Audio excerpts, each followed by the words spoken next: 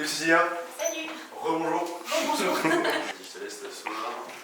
Cécilia, c'est la première fois que je la vois. Pour une douleur d'épaule, elle me disait à la prise de contact, quand elle a vu qu'on faisait des vidéos filmées, elle qui a déjà fait un petit peu de télé, elle m'en a pas à dire quoi. Ça la dérangeait pas et du coup on a décidé d'avancer le rendez-vous. Ça part parfois ici. Parfois ça remonte pas, alors pas jusque dans le cou, mais on va dire vraiment ici quoi. Ok. Ouais. Et si je te demande de tourner la tête vers la droite, ça l'accentue. Non, ça va. Vers la gauche ça va et vers la droite. Non, ça va. C'est douloureux ça? Non, ça va. Mais là ça va, mais si je le fais à plusieurs reprises en... C'est la répétition qui va faire mal. répétition, ouais, parce que j'ai fait du kiné là pendant 6 mois. On a fait échographie et radio, il n'y a rien du tout. Et en fait, je sais pas comment c'est arrivé. C'est un matin, je me suis levée et j'avais mal, et depuis. Quand je fais du sport aussi, ça me fait mal. Surtout après. Voilà, j'explique pas pourquoi j'ai cette douleur à l'épaule. Et du coup, la douleur, tu dis que tu la ressens après le sport, mais pas pendant. Si, pendant aussi. Ok. Oui. Tu passes 80% de ton temps assis. Oui. Ok. Et tu fais du sport combien de fois par semaine? À peu près 2 à 3 fois. Pour renfort et puis pour sa pied. On va regarder ça. Je te laisse te mettre en tenue. Des choses que ça m'évoque, mais on fait pas de pronostic avant parce qu'il y a un principe ostéopathie, c'est seuls les tissus savent. Tant que tu n'as pas posé les mains, que tu n'as pas fait les gestes, tu peux pas savoir avant ce qui est. Tu es droitière, gauchère? Droitière. Tu vas te mettre deux profils, tu vas fixer un point devant et tu vas fermer les yeux. Donc là j'analyse un petit peu les asymétries posturales qu'il peut y avoir, qui sont parfois accentuées quand on a les yeux fermés. Un petit peu tendu ici, est-ce que c'est sensible pour toi la palpation? Pas plus que ça. Et sur les trapèzes ici? À droite un petit peu. Là ça commence. Ouais, un petit peu, ouais, là ça commence. Est-ce que toi tu peux le ressentir jusqu'ici? Ouais, je sens un peu. Tu sens un petit peu? Ouais. Elle est un peu plus contractée. Je sais pas si tu sens dans ton cou côté droit là sur ces muscles latéraux. Tu as une différence de sensibilité toi ou pas spécialement? Là pas spécialement, mais je sais que c'est vraiment ce côté-là qui est tendu parfois quand je travaille, ouais. Tu as un écran, deux écrans? Alors chez moi, parfois je mets le deuxième écran quand j'ai vraiment besoin, mais sinon au travail c'est 2 écrans. Du bassin, tu vas t'enrouler vers l'avant comme si tu voulais chercher les pieds. Et tu reviens. C'est douloureux ça pour toi ou pas spécialement? Non, ça va. Ok, je te laisse t'asseoir sur la table. Est-ce que toi, quand tu appuies activement avec ta main, tu ressens la zone qui est douloureuse ou c'est que sur les gestes? Non, c'est que sur les gestes. Alors parfois vraiment quand... Ouais. Et je me souviens que parfois ici, vraiment en appuyant quelque part, là ça faisait peut mal. être douloureux. Mais là je pense pas que ce soit le cas là. Est-ce que c'est sensible ici la palpation? Là ça va. Là, ça va. Et là c'est sensible ici la palpation, là sur la fin du deltoïde? Non. Non. Et si j'ai un petit peu plus sur le trapèze ici? Là un petit peu. Un petit peu. On sent. Ok. C'est douloureux à quel endroit? Tu peux montrer avec ta main? Là, Tu c'est plus ressens ici que ça plutôt tient, ouais. ici. Hein. Ouais. Ok. Et si on remet le coude, tu sais, 90 comme ça, et que tu viens lever, là c'est douloureux à quel endroit? Là, toujours C'est une tant que c'est douloureux, ici. toujours cette portion-là. Ok. Bon, là tu vois, tu as quand même ta mobilité, mais on sent qu'il y a une sensibilité sur toute cette zone-là. Moi, ça me fait penser à plusieurs choses. On sent que c'est vachement verrouillé, tu vois, sur tes muscles scalènes là, et trapèzes, là, ces muscles un peu latéraux du cou. À mon avis, tu as dû compenser beaucoup avec ces muscles-là, comme tu pouvais plus tout à l'heure, comme tu voulais ton épaule. D'accord. Donc je vais continuer le bilan, mais je pense qu'à mon avis, on va déjà traiter un peu au niveau de cette zone-là, sur ces muscles latéraux, au niveau de l'omoplate. Je vais faire une petite manip au niveau thoracique, histoire de dégager un petit peu. Tu n'as pas peur quand ça craque? Non, ça va. Ça va. Hop, tu relâches les coudes. Je vais mettre une main sur tes mains. Ok. Voilà, on redresse un tout petit peu plus la tête. Nickel, tu te relâches bien. Tu vas resserrer les coudes vers l'avant comme si tu voulais les faire se toucher. Ok, nickel. Encore une fois. Ok, super, tu peux enlever. Et est-ce que tu fais craquer ton cou parfois? Non. Est-ce que c'est bon de faire craquer le cou ou pas? C'est pas mauvais en fait de faire craquer, il n'y a pas de risque à provoquer de l'arthrose ou quoi que ce soit plus précoce. C'est plutôt même bon signe si on arrive à faire craquer, ça veut dire qu'on a la capacité de décoapter l'articulation et que les muscles ils gênent pas, ils bloquent pas. Par contre, si on n'a pas le besoin de le faire et qu'on a besoin de le faire beaucoup plus qu'avant, c'est signe qu'il y a un muscle probablement qui est en train de restreindre l'articulation. Ou alors si on a l'habitude de faire craquer facilement et que ça craque plus, c'est que probablement il y a un tissu, il y a un muscle, il y a quelque chose qui bloque. Alors tu vois le muscle là, qui fait de la rotation interne là, qui m'interrogeait là, c'est ce muscle ici là, c'est sensible ça pour toi? Un petit peu, ouais. Un petit peu. Souvent en fait ce qui se passe avec les métiers de bureau, c'est qu'on sous-stimule un petit peu ces gestes là, enfin, ces muscles qui permettent ces mouvements là. Quand tu lèves le bras, ton omoplate elle fait un mouvement comme ça de rotation. Et, toi c'est un métier de bureau, hormis chez toi quand tu vas chercher quelque chose en hauteur ou si tu vas faire du sport, tu vas beaucoup moins faire ce geste là.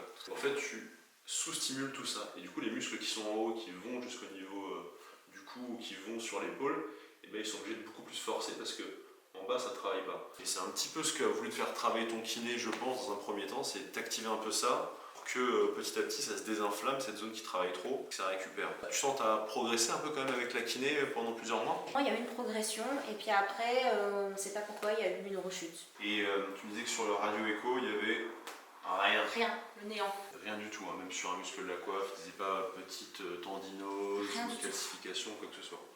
Rien du tout. D'un côté, c'est frustrant quand on est patient et qu'on ne dit rien parce qu'on a envie de voir un truc un peu tangible, mais d'un autre côté, en fait, c'est quand même plutôt rassurant. C'est bien, ça veut dire que c'est surtout inflammatoire et que pour moi, il y a un muscle qui a trop travaillé. Moi, je vais essayer de la relâcher un maximum tout ce que je t'ai dit là aujourd'hui. D'accord. Puis je vais te donner des petits exercices à faire à la maison pour que tu continues à stimuler ça. Ok. Donc là, en fait, je suis en train de travailler sur cette partie-là. J'ai les doigts qui sont vraiment sous l'omoplate, comme ça. Et ça, c'est un muscle qui est responsable de la rotation interne, qui fout souvent le bazar. Tu me dis, si ça va pas, on fait plus doucement. Et alors, je vais porter ton bras en même temps. Tu te laisses vraiment totalement faire. Tu le portes pas du tout. Si tu le portes, ça va activer les muscles de l'omoplate, ça va plaquer mes doigts contre l'omoplate, ça risque de te faire un peu mal. Ok. Ah, voilà, c'est parfait. Ça te fait pas mal à l'épaule sur ta zone initiale quand je fais ça? Non, ça va. Ok. Alors tu relâches totalement, tu laisses totalement faire ton bras. Puis l'émission elle-même était stressante. Et ouais, l'émission dont on n'a pas le droit de parler. parler. Mais c'était stressant. C'était la première fois que tu faisais de la télé? Oui. Et du coup, c'est toi qui as candidaté pour. Avec un Enfin, collègue. pour l'émission, pardon. Ouais. Avec un collègue, oui, Avec un collègue. qui était quasi inconnu parce qu'on s'était rencontrés à un voyage de CE et en fait, en discutant, on s'est dit, bah viens, on s'inscrit. C'était vraiment un délire juste à Paris, quoi. Et puis on s'est retrouvés embarqués dans le casting et voilà. Stylé. Trop cool. T'as le droit de dire quoi là? T'as le droit de dire absolument rien. Absolument rien. Absolument rien. J'ai pas le droit de montrer mon visage. Moi, au début, quand j'ai vu les vidéos avec qui j'étais, je me suis dit, oh, c'est des clichés. En fait, bon, tout le monde était sympa. On s'est dit, oh, alors moi, j'ai pas le droit de dire mon métier sur les réseaux sociaux, par exemple. Ouais. On n'avait pas le droit de le dire devant les caméras. D'accord. Je regardais plus du tout, mais du coup, ouais, en finale, il n'a pas gagné, il est parti en finale. Donc là, je fais une petite technique harmonique. Et lui, il a un concept un petit peu à part. C'est qu'en fait, il travaille au sol. Il travaille sans table. Parce que pour lui, c'est mauvais d'avoir une chaise, d'avoir une table. Ces choses-là, ça nous incite à nous poser dans des positions qui sont pas naturelles. D'accord. Tu vois, lui, il fait tout au sol. Il est en position dit archétypale. C'est comme le seiza. C'est les Japonais, ils se mettent sur leurs genoux, ou ils se mettent en squat profond.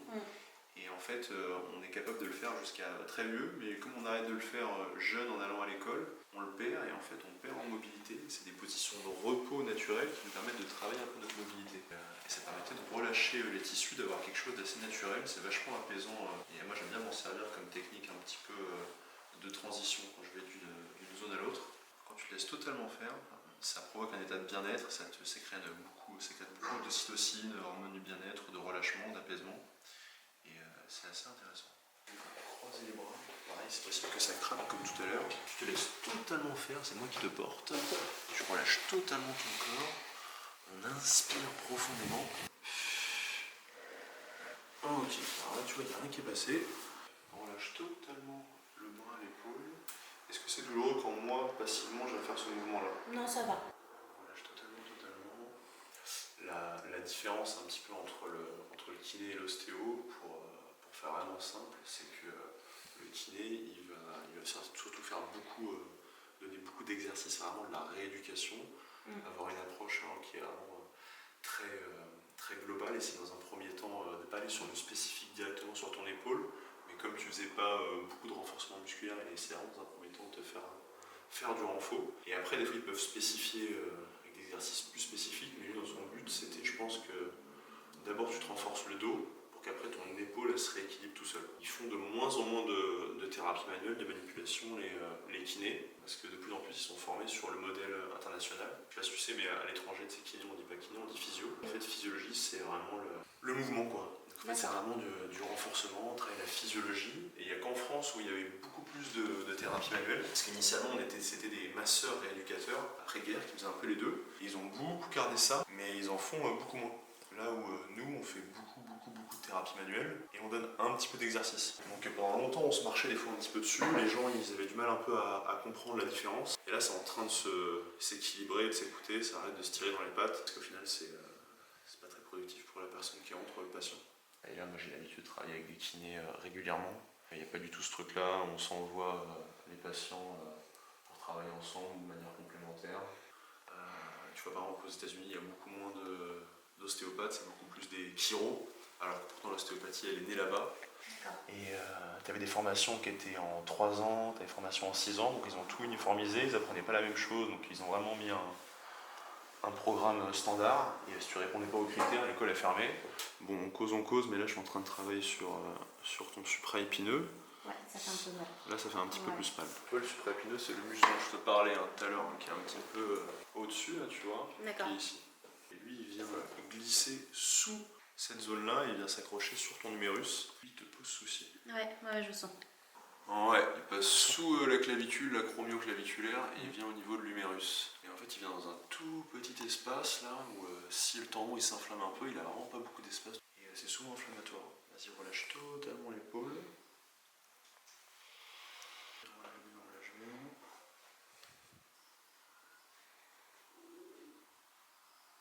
Ça va permettre de travailler au niveau de la vascularisation du muscle. Et t'avais fait avec une flamme et le petit coton quand t'avais fait le vide d'air, la praticienne de médecine chinoise. J'avais été les revoir quand je suis rentrée en septembre et il m'avait dit déjà que c'était très tendu. Mais ouais, pour moi c'est vraiment ça qui te... Ok, tu peux laisser tomber. Ça va, supportable pour toi? Ça va, ça tire. Ça tire un peu, hein. Ça tire, ouais. ça. Mais ça va.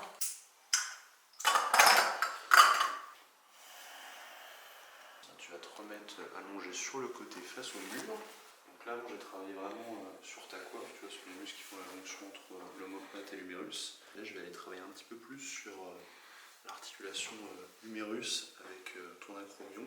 Voilà, tu vas essayer de relâcher totalement ton épaule.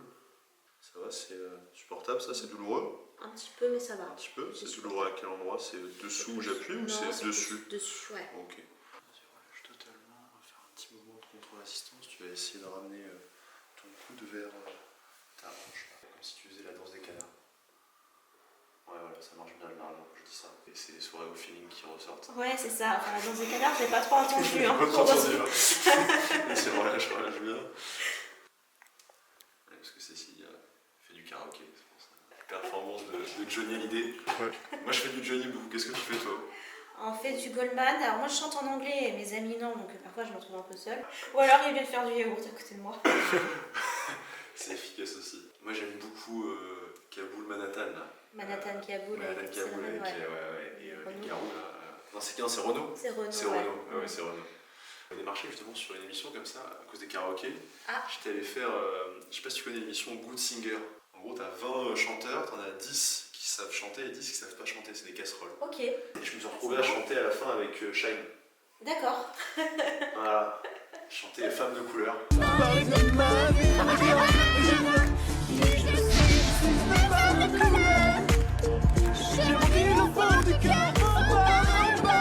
Alors, on n'a pas le droit.